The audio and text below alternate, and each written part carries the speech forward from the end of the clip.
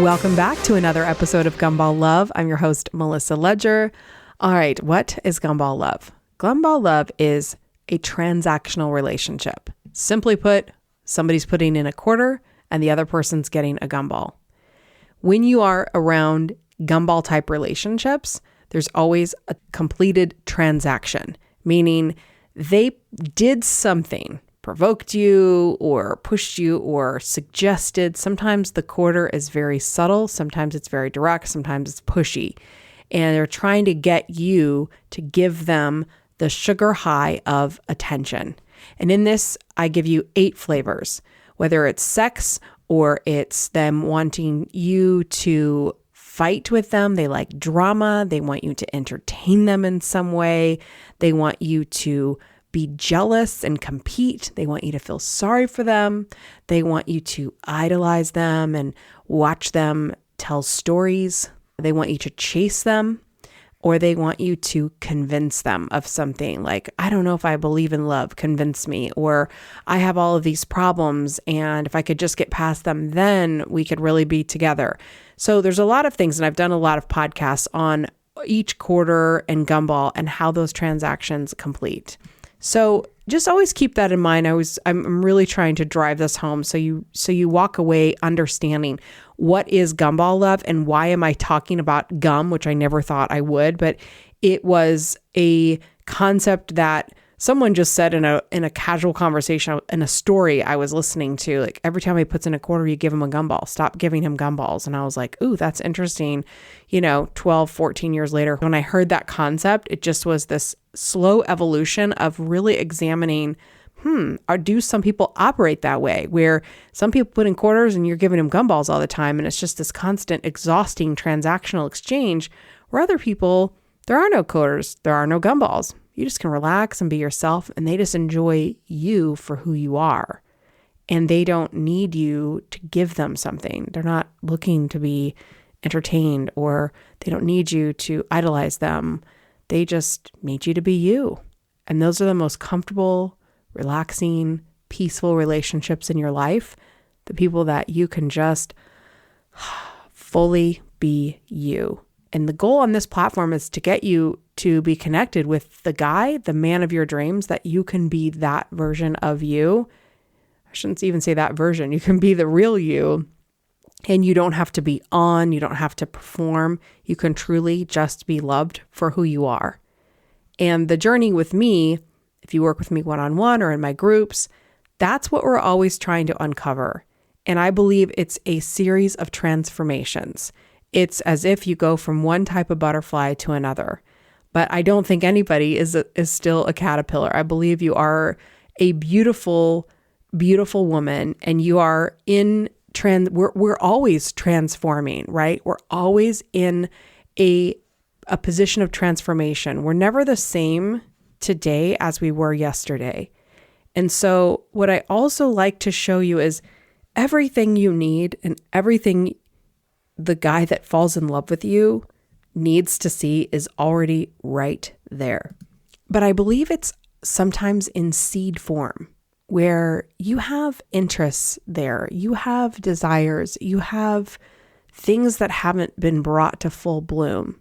And that's what I believe we need to cultivate, so that when we are connecting with other relationships and the love of our life, that a lot of those things have sprung forward, and that they can see if we're planting seeds and these flowers have bloomed, they can fully see you at your most expressed self in this point in your life. And that you're not hiding pieces of yourself when you're out on dates and you're trying to connect with a person. Because when I listen to my clients, when they first come to me, a lot of what's going on in the dating process, and why you, as a successful, smart, professional woman, you're out there dating and you're doing everything else in life great. But for some reason, when it comes to men, this is the area where you feel like, what is my problem here? Like, why is this part not working for me? And why does it work for somebody else? And you can look at some of those other people and it's like, Does she have it all together? No. People getting married don't have it all together. I'm getting married in July. I don't have it all together. I'm not perfect. I was not perfect when I met Ian. However, we met and we both weren't ready for each other. And then we reconnected 5 years later. And we told that story on podcast 111. But I can tell you the only difference really, he was the same guy. I was the same girl internally. We both had the same character and value. However, we had much more in bloom the next time. It was almost like, oh yeah, I like this about you and this about you. It was just so much easier to connect because we had evolved as people so much in that period of time. And so I don't know what this journey is for you. Sometimes I meet my clients and I think, man, if we just tweak this and she can just maybe see this about herself, or just basically, it's like the Wayne Dyer quote, when you change the way you look at things, the things you look at change. And so a lot of it is perspective shifts and how you're seeing yourself, how you're presenting yourself online, how you present yourself in the first texting conversations to the first date.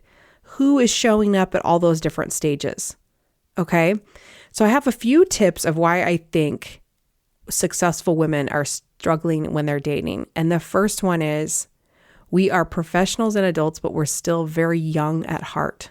Sometimes you're still showing up as that 7th grade timid little girl, where you can show up in a boardroom or in your job and you feel confident. But when you're in front of a guy that might be interested in you romantically, you become 16. And that is a part that I really feel like goes way, we really don't acknowledge that. And so I'm sure you can think of any other women right now where you're like, man, she's a total boss at work, but like she doesn't date guys at her level. Why is that? It's because she can't relate to guys at her level romantically. She can only relate to them professionally. This was me for years. And guys would tell me, I feel like I'm on a job interview, because I didn't know how to switch out of work mode, Melissa. And I didn't know that part of myself. And it was just undeveloped. Because I felt like a little girl, I would end up in conversations with guys that were really immature and low level, because I had not learned how to act as an adult woman in the dating world. So I will give you one tip. One thing I really started doing was putting myself around adult men. And I had to find them at work. I had to find them through friends or family members that were married to men. And I started realizing I'm not really communicating with them very well. I'm saying hi to them and having kind of preliminary surface level conversation, but then I'm talking to their wife or their girlfriend. And I'm like comfortable talking to the girl, but I'm not comfortable talking to him because I didn't know how to make conversation with just regular dudes. And as I've coached other women, they're like, yeah, I don't really talk to very many men either in a social way where they're getting to know you and you're getting to know them, but there's nothing romantic there. And the first friendship I developed in that way was my cousin's husband, Lee. And he hates so bad when I talk about him because he's so humble. And he's like, oh my God, please do not reference me. Because he's just like, I'm nothing special. Like, stop talking about me.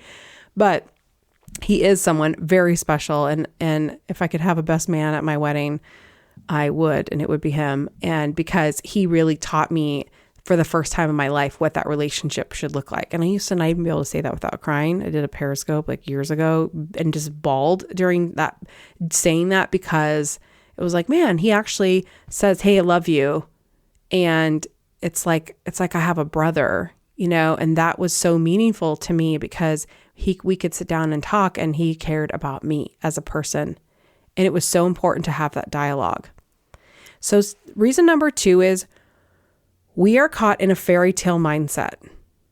And this is also something I coach a lot of my clients of, what are we watching?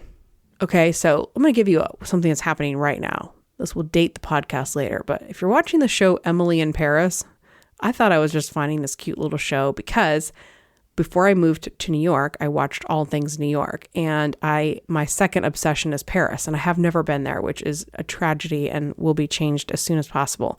However, I thought, this is some cute show. Like I like a show I watch in the background, shows that I do other things too, like laundry and hanging clothes up and, mindless activity where I can just enjoy it, or something I watch before bed.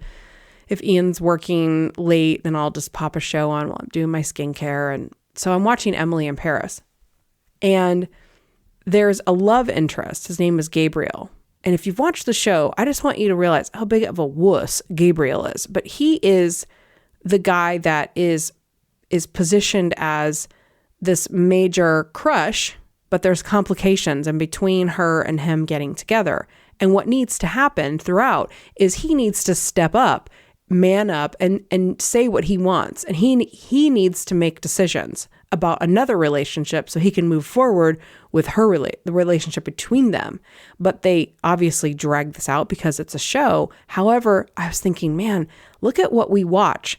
And then we learn to accept this guy it's like, dude, step it up. I mean, he just stands there like this weak little man, like, oh, okay, bye. And then he loses opportunities because he won't man up. And so that's what I'm talking about when we watch fairy tales. And I'm not talking about Disney princesses. I'm talking about the fairy tale that is sold to us in almost every single show. Fairy tales are always present. It's the real love overcomes all obstacles. And even though he's with somebody else, he's eventually going to end up with me. And even though he's a bad guy now, he's going to turn into a good guy. So when I say fairy tale, I mean, this happy ending that's going to happen against all odds and all toxic cycles. That is bad programming. So if we take a girl who's still young at heart and we combine a consumption of this fairy tale stuff, that still keeps us with that doe-eyed look when we're on a date. Okay? Let's combine number one is we're professionals, but we're young at heart. So we feel like teenagers still inside. Number two, we're still lured in by fairy tale romance. And what I wanted to also say is when we're in that mindset of fairy tales, we are susceptible to the gumball guy, the guy that is a little more intense in the beginning. He comes on a little strong. He's very complimentary. He texts you a lot. He's Mr. Available. You text all day. You have 6 or 7 hour dates. It's so dreamy and magical. And you end up having sex with this guy right away. Or you end up being like, oh my God, I just made out with this guy for 5 hours. And it's like, this must be the man of my dreams. And that euphoria is so powerful. And it feels super real. And when that kind of guy ghosts you, it is like the biggest gut punch ever. And it can be devastating. And trust me, a lot of times my clients start the first session and they just bawl because they're finally telling somebody for the first time. And this is also, by the way, the kind of environment I want to provide for you. I want you to feel like, okay, I can just tell Melissa, I slept with him the first day, or I can't believe I did this, but this is what happened. Because I look at this as, okay, let's look at what we're attracted to. What's the cycle here? So my motto is stop the cycle of sugar high romance, discover your worth, find true love. That is my mission with you. And I don't care how you come to my front door, so to speak, we're going to get you to finding true love. But the work that we do in between is looking at these areas. So when we're lured in by intense romance, it's because we're caught up in the fairy tale. So the fairy tale really leads into being susceptible to a guy that's super intense. And when we are immature at heart, when we feel like a teenager inside, we're susceptible to it. And number 3 is we are not comfortable in our own skin. So when you're sitting there with that feeling of, I'm a girl in front of a boy and I'm not comfortable in my own skin, you don't really know who you actually are. You're comfortable in your own skin when you know who you really are, okay? And when you don't know who you are, you sit across from a guy hoping he likes you versus sitting across from a guy wondering if you're going to be compatible. wondering if, actually, when you're comfortable in your own skin, you kind of just have a good time and see how it goes. You show up like, I don't know, let's see what this guy's like. And you just wing it, because when you connect, it flows easily. But when you show up really nervous and you're not comfortable in your own skin, you're kind of not present. Like the first date I had with Ian, I wasn't really present because I was so uncomfortable in my own skin. And he was such like I had him built into a celebrity because he was everything I wanted. He was tall and good looking and smart and wore a suit, and, his eyes were dreamy. And I was very attracted to him. And so but I was not comfortable in my own skin then. And this was 2014. I was getting there. I had just moved to New York, been there a few months. I was just launching Gumball Love and putting my website out for the first time. And I was definitely on the journey, but I wasn't like, okay, yeah, this is me. And I wasn't able to just sit there and let my shoulders relax and smile and, just be flirty. Because flirty felt like this very controlled thing I had to be thinking about. Okay, now they say put your hand, like, use physical touch, like grab his arm. But for me, coming in there not comfortable in my own skin, those things felt unnatural, and I would overthink them, and then it would not play out well, because it needs to authentically come from you. It can't be this scripted thing. So when I see people offering scripts for women to follow, it's like, that's the worst thing you could do to somebody who's uncomfortable in their own skin, because now you're uncomfortable and you have to follow a script and you feel like you're off. And there's nothing more terrifying than a script in a moment where you feel like you're off script and now you don't know which page you're on, and then you just freeze and you look like a weirdo like I did. So not being comfortable in your own skin, not truly being confident.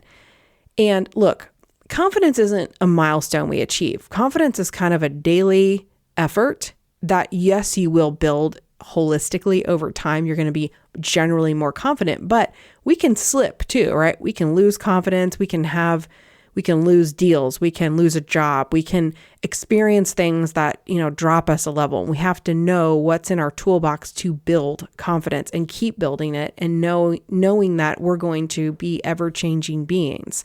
And so that comfort in your own skin, it's not just like, okay, now I'm here, so I have arrived. We have to always be challenging ourselves, because when you challenge yourself and you're like, okay, I feel more confident, it's a lifestyle you develop to maintain that. Okay, so it's important. Number 4, and I'll review these as we go. Number 4, I'll review them after this one, is we don't know what we actually want. When you don't know who you are, you don't know what you actually want. What do you actually really want? Do you even know? Like I have one client who's Jewish, and I said, does the guy need to be Jewish?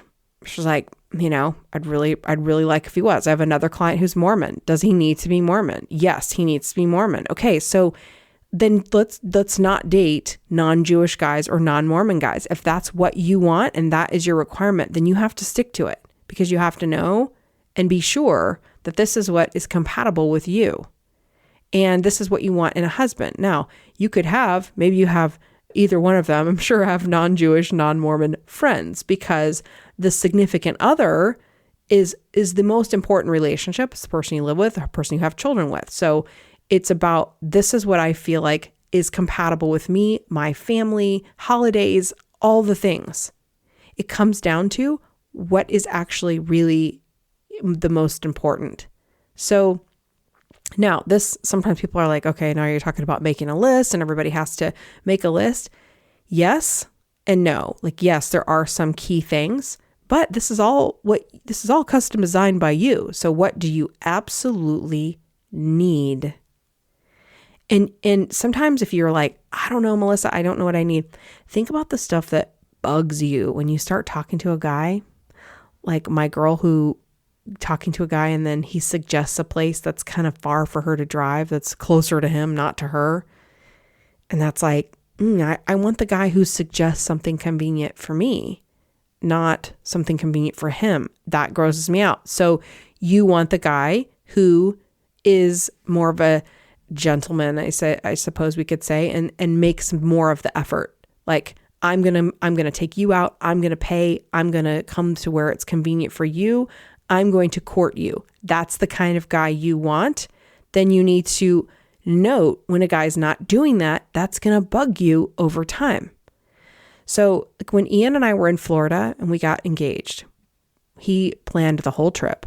And I was like, this whole trip was just proving to me I had chosen the guy I really want and need, because he rented a convertible. I didn't tell him to do that. He found all the hotels. He proposed to me on an island where we were all by ourselves, rented a boat. And I never even told him, like, I would like to get engaged on an island by ourselves and you rent a boat, but he knows how to, just all these things that I found incredibly sexy. First, he knows where to rent the boat. Second, he knows we drove for probably 45 minutes to this island. I'm like, wow, we're driving like kind of in the ocean, but he grew up a lot in Bermuda. So this isn't foreign to him, but it was just like, he knew how to make a plan. He knew how to make it romantic. He knew to bring food and a blanket and, set it all up and get it on video where I wasn't thinking about the video and all of these things. That's the kind of guy I wanted. The smart jock. I wanted a lot of things when I think about it, and it took me a long time to get it, but we won't focus on that part. But, I know I didn't know what I wanted and needed until much later in life. So I was constantly shopping for things and then being like, well, maybe that will work. Maybe it won't. And so, but, Ian's like, I will drop you off at the door and I will park the car. I will open your door. I will go get the car and come back and pick you up. Like, there's no me walking to the car. Like, even when we go to the gym, he drops me off at the door and then he comes back and picks me up. And I could start to say, no, I'll just do it. But it's like, no, I want that. And I need that. That makes me feel good. It makes me feel cared for. So these are the kinds of things. Is that what you want? Is that what you need? Then you have to eliminate the guys that don't give you that. And that's when we feel like the next one is, I'm going to add this on. It's actually going to be 8. We don't have the confidence. Actually, no, this is number 6. Never mind. We don't know when to walk away. So we don't know when we need to cut it off, even if a guy is pursuing. So he's pursuing, but he's still not giving you what you want or need, but he's giving you some things.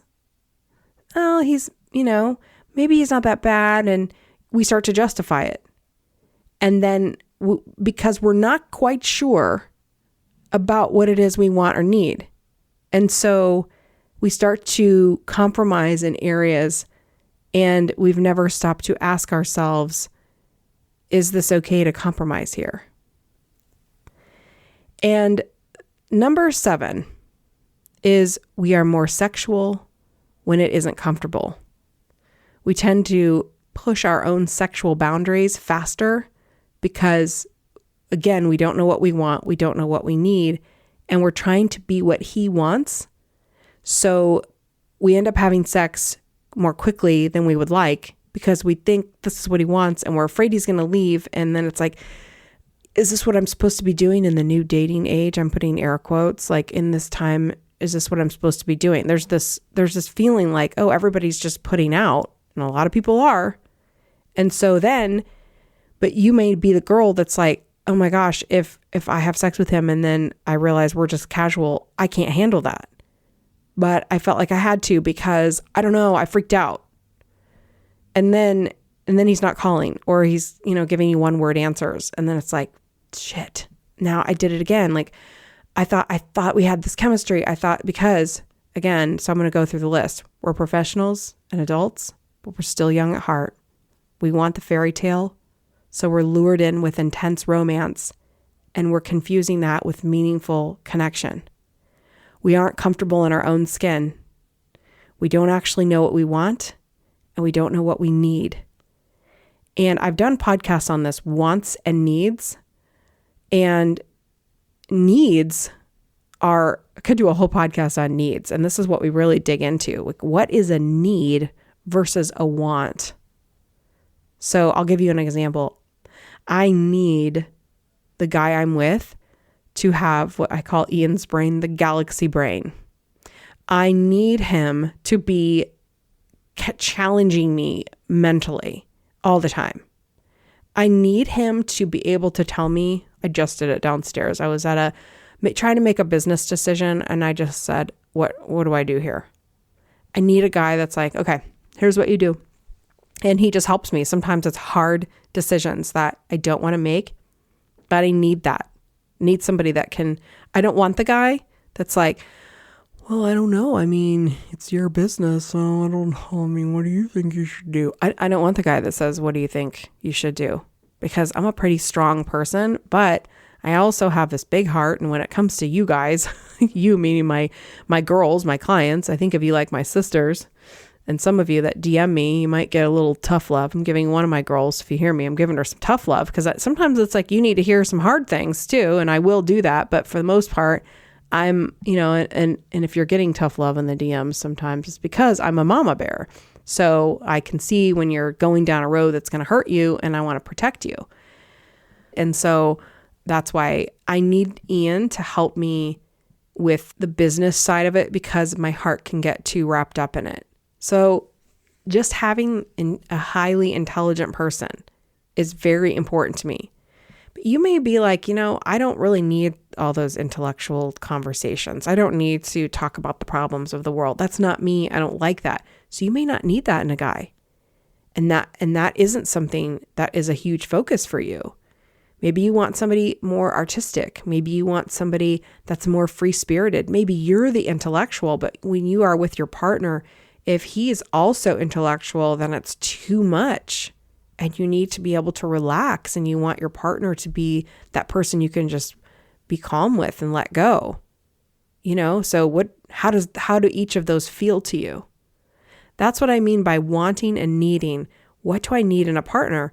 And you need to put some work into this to figure out which one is which, and really get to know yourself and know when you are actually comfortable to have sex, when you can trust yourself to make these decisions.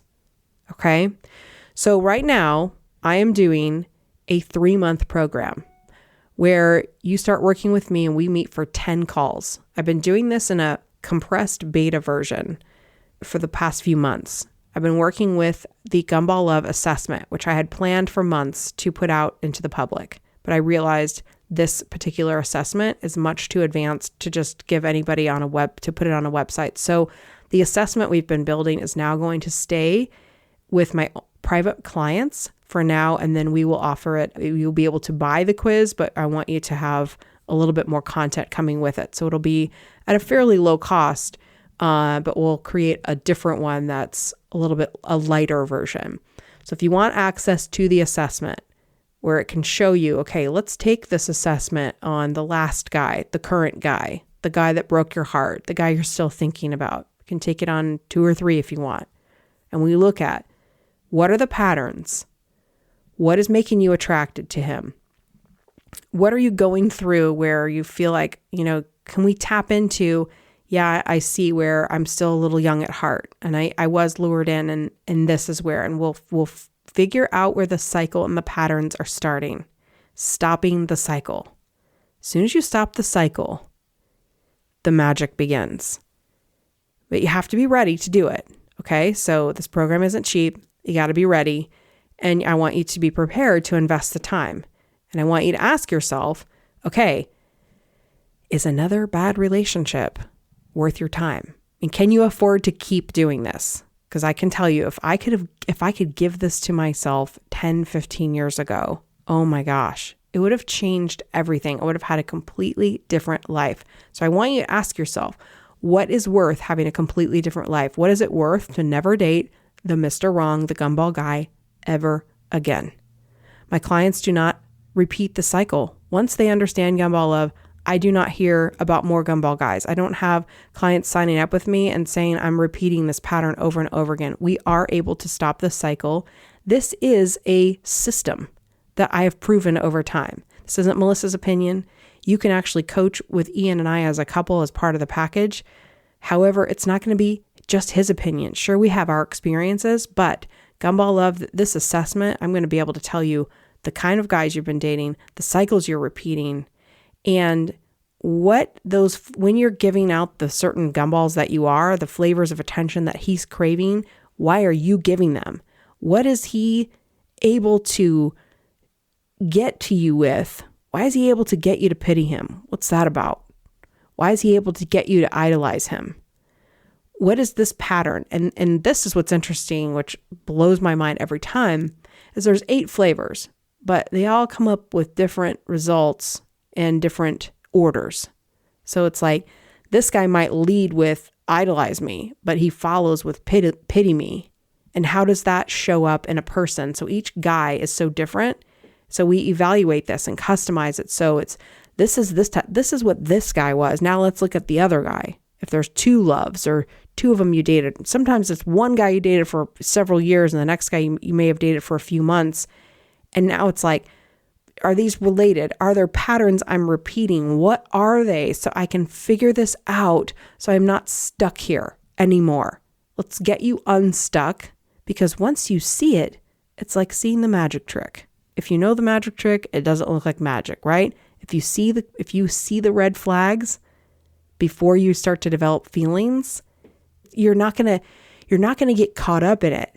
You're going to be like, oh yeah, old me would have gotten caught up in this, but now I see. And then you'll be able to utilize this time with me as your coach. If sometimes you're in the dating process, you're like, okay, I'm going through this right now, Melissa. I'm online dating and I'm seeing this guy, or I'm seeing that guy. So you can send screenshots. We work together.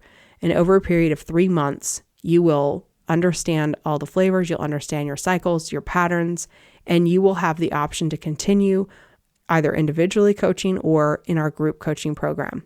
So let me know how this resonates with you. But we are calling this Level Up for Love because it does require you go to the next level. And the next level is investing in yourself and saying, I am worth this and I'm going to do this because I want the end result. You're done with the gumball advice, the sugar high advice, the what 10 tips to make him want you, and all that stuff is garbage. It only tells you how to deal with gumball guys. It does not teach you how to connect with really solid dudes that end up being husbands and fathers of your children. And if you have children or a child right now and you're looking for a guy that would be a great stepdad because his real dad is horrible and you want that good influence, I mean, this is such important work because it not only impacts you, but impacts your children.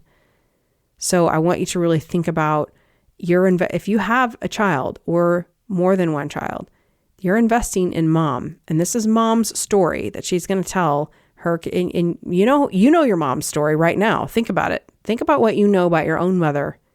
And do you know parts of her story where you weren't even alive? Yeah, you do. You know her whole story because as a kid, you end up learning who your parents are. You end up learning where they made mistakes, how they overcame it. So essentially, we are writing the story that we will tell to our children, or they will learn by hearing it from other people. And so this is important. And if you are adopted and you're like, I don't know my real mom or dad's story, or maybe you know parts of it where you know the story of the person who raised you, that is the person, whoever you looked to for that example.